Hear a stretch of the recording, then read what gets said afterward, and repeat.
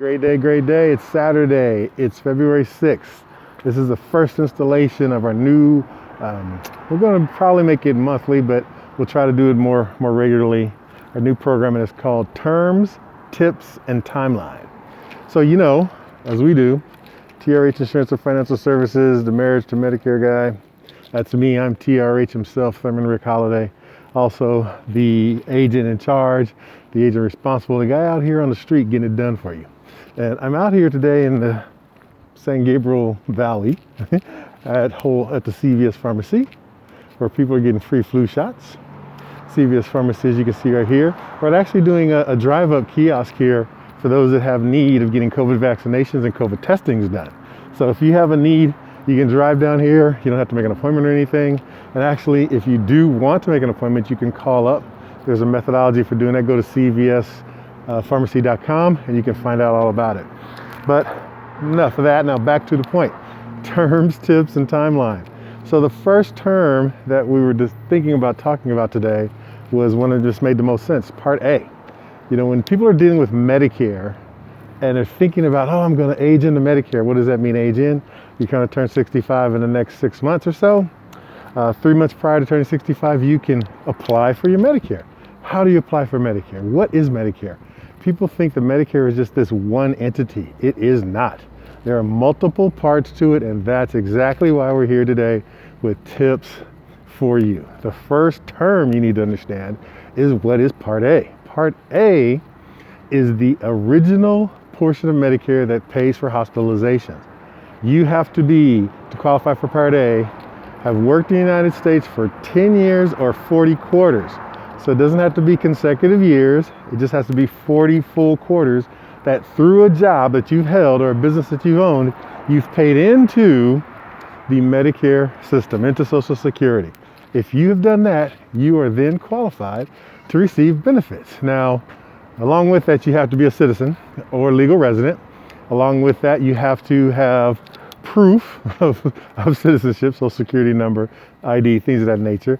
And very simply, you just have to be in the Social Security system. If you're in the system, you qualify. Why is this important to know that you have paid into the system? I have a client right now I'm working with very diligently who assumed she was because the business she worked for was taking taxes out, but guess what? They didn't apply those taxes to her Part A, and she has been left outside holding the bag.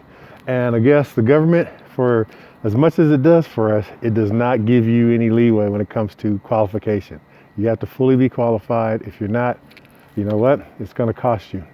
So that's why I'm here. That's why I'm representing as many of the clients I can to make sure they understand Part A. Along with Part A, how do I get it? When do I enroll in it, Rick? What's the process? What's the procedure? If you happen to be the person that's working for the railroad, you know that little song, I'm working on the railroad. Well, that qualifies you. People that work for the railroad actually are going to be pre-qualified. Why? Because they already have paid into the system through the railroad work. Say that 5 times real fast. That work actually allows them to have a qualification that's automatic because those monies come out automatically. If now you are like the most of us, the majority of us that is, working not for the railroad, outside of that, and you're doing other activities, well, guess what? Those activities have to be qualified. And those activities have to be paid in through your payroll taxes, typically, into the Social Security system to allow you to qualify for the Social Security benefit Part A, which is original Medicare Step 1. Now, timeline-wise, because we say terms, tips, and timeline-wise, you have the 3 months prior to your 65th birthday, and then your 65th birthday month, and then the 3 months after your 65th birthday to enroll in a Part A, to register. Now, a lot of times people think, well, hey, Rick, I'm still working. I got a job. I'm doing stuff every day, I don't need to worry about that. In actuality, you do. You truly still do need to worry about that. You need to apply for Medicare in that time frame, and you need to ensure that you actually are qualified. It doesn't happen automatically, like Leslie said, as you're working for the railroad, but it does happen by simply going online to ssa.gov/Medicare, or you can go to our website, marriagetomedicare.com, go to the Social Security section, hit the button, it'll take you right there.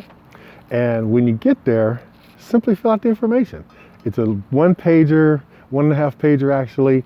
You submit that, and in the mail in about 2 weeks to 3 weeks, you're going to get a red, white, and blue, yay America, Social Security card that's going to have your name, a 11-digit alphanumeric number, and a little part that says it's just that, Part A with a date. That means you're enrolled and you're qualified. Why is that important? What's the benefit to you? Well, I have a postal service guy just pull up. They make sure you get your mail on time.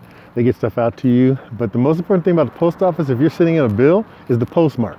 The most important thing about Part A is the fact that the date is the date of your birthday month, and it'll always be the first of the month. So if you're born in August, it'll be August 1st. You're born in January, January 1st. But your Part A should read, if in 2021, it should read, we're in February, so it should read 2/1/2021. That's your effective date for Part A. So that's the timeline issue. Now, again, tips, timelines, terms Part A, timeline, you understand it hopefully a little bit better. The tip is, don't assume. Do not assume that your Part A is just going to come in the mail. Do not assume that your bosses have paid into it. Go on to socialsecurity.gov/Medicare and find out for yourself. And that's the tip. I'm Rick, TRH Insurance Financial Services here in beautiful sunny Pasadena, having to walk around, get in and out of the shade because you know what? It might be winter, but it's kind of warm out here today, this bright sun. And we just want to make sure that we are giving you the information that you need to improve. We're going to do this regularly. Ask me about Medicare. I'm a licensed agent that can help you. TRH Insurance, marriage to Medicare.com. Call us. We're here to help. Thank you so much. Have a great day.